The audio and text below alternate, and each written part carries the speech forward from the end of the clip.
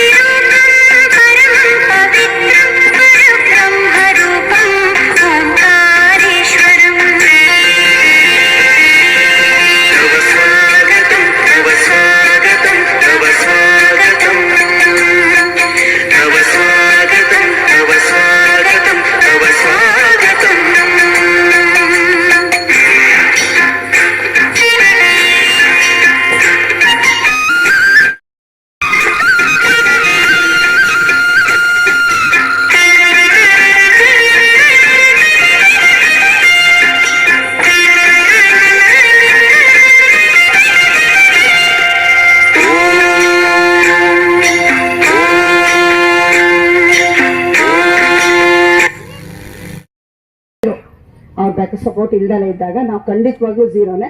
So ನಾನು ಈ ಟೈಮಲ್ಲಿ ನನ್ನ ಹಸ್ಬೆಂಡ್ನ ತುಂಬ ನೆನೆಸ್ಕೊತೀನಿ. ಅವರು ತುಂಬ ಒಳ್ಳೆ ವ್ಯಕ್ತಿ. ನನ್ನೆಲ್ಲ ಪ್ರತಿ ಒಂದು ಸ್ಟೆಪ್ಪಲ್ಲೂ ನನಗೆ ತುಂಬ ಸಪೋರ್ಟ್ ಮಾಡಿದ್ದಾರೆ. ಸೊ ಹಾಗಾಗಿ ಸುಖಿ ಅನ್ನೋದಕ್ಕಿಂತ ನೆಮ್ಮದಿ ಜೀವನ ಬಾಳ್ತಾ ಇದ್ದೀನಿ.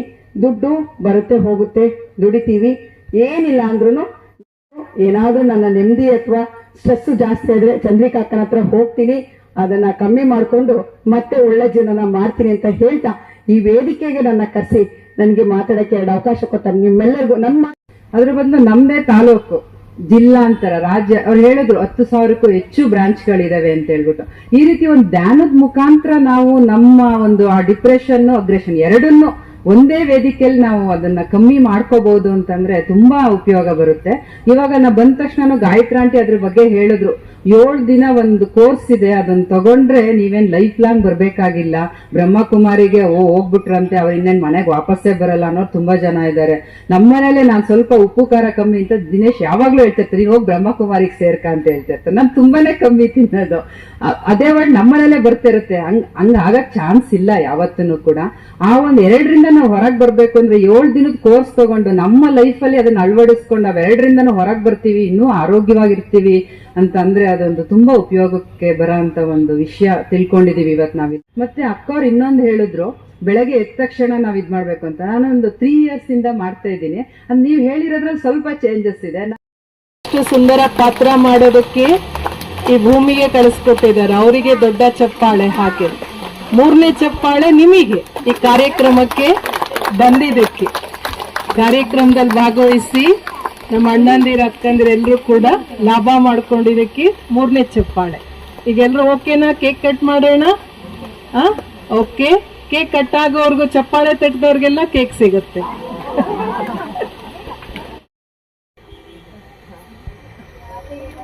ಓಂ ಶಾಂತಿ, ಓಂ ಶಾಂತಿ, ಓಂ ಶಾಂತಿ. ಹ್ಯಾಪಿ ಶಿವಜಯಂತಿ.